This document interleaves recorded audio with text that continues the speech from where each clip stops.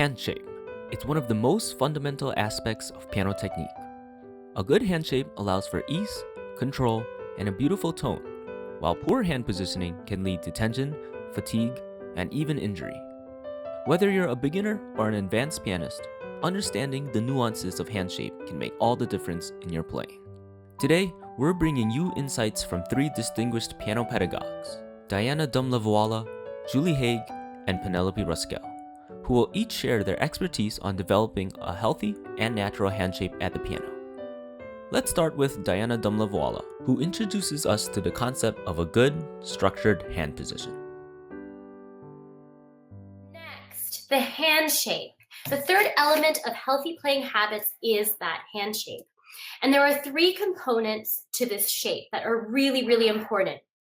The first is the bridge, which is formed by keeping the knuckles upright and creating a round hand shape. Second, the fingertips need to be firm with the joints intact so that we have that round fingertip. And finally, the wrist should be about parallel to the floor and should be flexible or floating. It's like a spring or shock absorber. Here's a slide showing some of the most common hand shape errors. The first one on the left-hand side, flying fingers, that might take place if a student's fingers aren't independent. So if they play one finger and then others kind of fly up, that's a sign that the strength of each finger hasn't been developed yet. The next one is very, very common.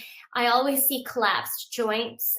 That's when any of the joints in the fingers just tend to collapse each time each finger depresses a key.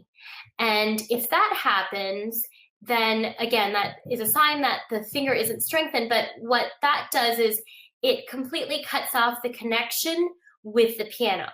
So even if you have the most beautiful sound in your head and you're creating beautiful colors in your mind, that message is not going to be translated to your fingers. It kind of gets cut off at that collapsed joint.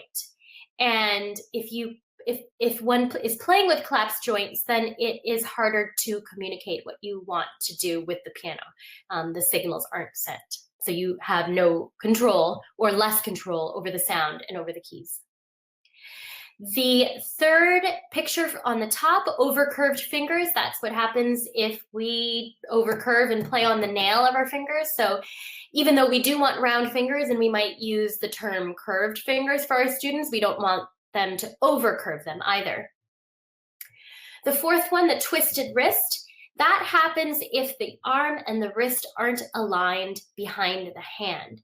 This often shows up when a student might be playing towards the outer regions of the piano. So if they're playing up really, really, really high, or if they're playing really down low, they might not shift their weight of their torso and then ensure that their elbow and their arm and their wrist are behind the hand. So you don't ever want to see a twisted wrist. Generally, you want to see arms that are lined up right behind the hand so that the student isn't creating unnecessary tension.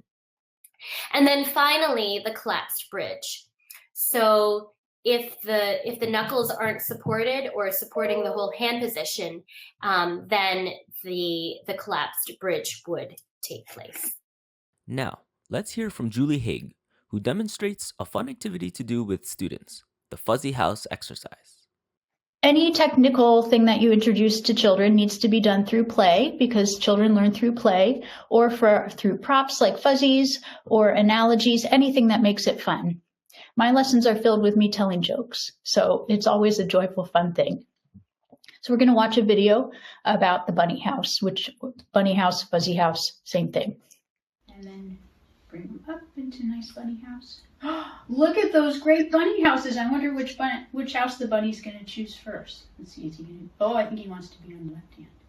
He goes down your arm and over your curved fingers, and he can get into his house there. Good.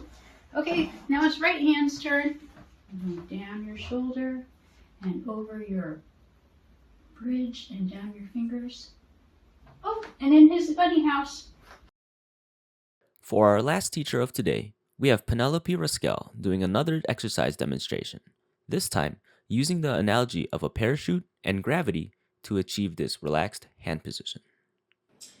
Now, after that, I like to introduce what I call the parachute touch. And as this is so fundamental, I'm going to spend a little bit of time talking you through this. And do feel free to join in as I'm going through it.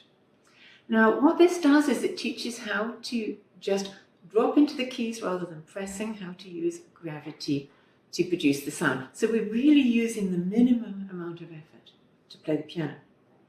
And I think students can learn this from a very early stage. Now, I talk initially about a hot air balloon. I say, imagine that your hand is like a hot air balloon and you just let it float up into the sky in this way. Now, you'll see what's happening here is that my whole arm has moved. I'm not just doing it from the elbow, I'm coordinating the whole arm in this movement. Now, if the arm is quite relaxed and the wrist is relaxed, my hand will just hang in this way. So this exercise helps to encourage them to feel really relaxed at the piano. Now at this point I change the image and I say, now imagine your hand is a parachute and you just let it float down. You can imagine that you can feel the air in the palm of your hand just supporting your hand as it comes down, and you can let it rest on your knee, or you can close the floorboard and just land on the floorboard. So you repeat that a few times until they get a really nice flowing movement up and down. Now then, what we do is we think, well, unfortunately, the image of a parachute rather falls flat, literally, because a parachute does go flat as you land. So I change the image and I say, imagine that a cat is hanging from a harness from the parachute. So as the cat comes down, I'm going to do it on here. As the cat comes down, it's going to land on its feet. So I say, don't let the cat splat flat. So you don't want to do this. So they start to learn a good hand shape. And not only that, they land on their feet, they don't land on their tail. I call this the cat's tail. So this encourages them to land in a really good position. So then we would do that with just single notes on the piano. Again, I would start with just one finger, usually the third finger because it's in the center of the hand. And so here we're actually landing, we're getting the sense of landing, so we're using gravity.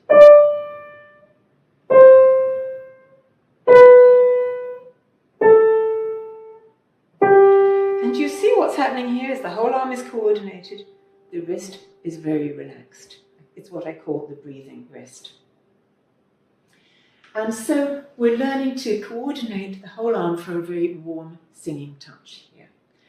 And we can use that at a later stage, say in the Beethoven G minor bagatelle.